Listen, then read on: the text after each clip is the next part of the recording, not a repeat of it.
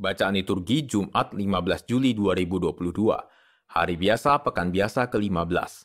Peringatan wajib Santo Bonaventura, Uskup dan Pujangga Gereja. Bacaan dari kitab Yesaya. Pada waktu itu Hizkia, Raja Yehuda, jatuh sakit dan hampir mati. Lalu datanglah Nabi Yesaya bin Amos dan berkata kepadanya, "Beginilah sabda Tuhan, sampaikanlah pesan terakhir kepada keluargamu, sebab engkau akan mati, tidak akan sembuh lagi." Lalu Hizkia memalingkan mukanya ke arah dinding dan ia berdoa kepada Tuhan. Ia berkata, "Ya Tuhan, ingatlah kiranya bahwa aku telah hidup di hadapan-Mu dengan setia dan tulus hati, dan bahwa aku telah melakukan apa yang baik di hadapan-Mu." Kemudian menangislah Hizkia dengan sangat. Maka bersabdalah Tuhan kepada Yesaya, "Pergilah dan katakanlah kepada Hizkia, beginilah sabda Tuhan Allah Daud bapa leluhurmu. Telah kudengar doamu dan telah kulihat air matamu. Sungguh aku akan memperpanjang hidupmu 15 tahun lagi, dan aku akan melepaskan engkau dan kota ini dari tangan Raja Asyur, dan aku akan melindungi kota ini."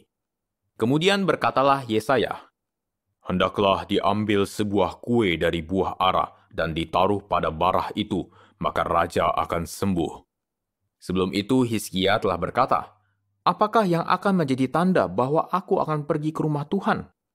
Jawab Yesaya, "Inilah yang akan menjadi tanda bagimu dari Tuhan, bahwa Tuhan akan melakukan apa yang telah dijanjikannya. Sungguh, bayang-bayang pada penunjuk matahari buatan Ahaz akan kubuat mundur ke belakang 10 tapak dari yang telah dijalaninya." Maka pada penunjuk matahari itu, mundurlah matahari 10 tapak ke belakang dari jarak yang telah dijalaninya. Demikianlah sabda Tuhan, syukur kepada Allah. Tuhan, Engkau telah menyelamatkan hidupku. Tuhan, Engkau telah menyelamatkan hidupku. Aku berkata, dalam pertengahan umurku aku harus pergi ke pintu gerbang dunia orang mati, aku dipanggil untuk selebihnya dari hidupku. Tuhan, Engkau telah menyelamatkan hidupku. Aku berkata, aku tidak akan melihat Tuhan lagi di negeri orang-orang yang hidup. Aku tidak lagi akan melihat seorang pun di antara penduduk dunia. Tuhan, Engkau telah menyelamatkan hidupku. Pondok kediamanku dibongkar dan dibuka seperti kemah gembala. Seperti tukang tenun menggulung tenunannya, aku mengakhiri hidupku. Tuhan memutus nyawaku dari benang hidup. Tuhan, Engkau telah menyelamatkan hidupku. Ya Tuhan, karena inilah hatiku mengharapkan Dikau. Tenangkanlah batinku, buatlah aku sehat, buatlah aku sembuh. Tuhan, Engkau telah menyelamatkan hidupku. Alleluia, alleluia, alleluia. Domba-dombaku mendengar suaraku, sabda Tuhan.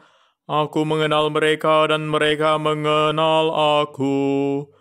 Alleluia, alleluia, alleluia. Inilah Injil suci menurut Matius, dimuliakanlah Tuhan. Pada suatu hari Sabat, Yesus dan murid-muridnya berjalan di ladang gandum.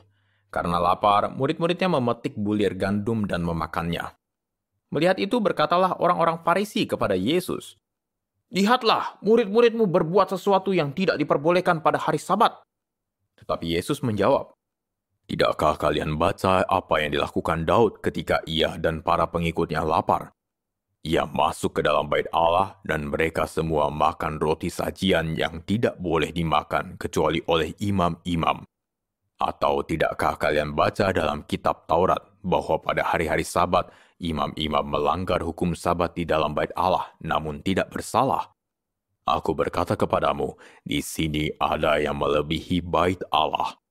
Seandainya kalian memahami maksud sabda ini, yang ku kehendaki ialah belas kasihan dan bukan persembahan. Tentu kalian tidak akan menghukum orang yang tidak bersalah, sebab Anak Manusia adalah Tuhan atas hari Sabat." Demikianlah sabda Tuhan, terpujilah Kristus.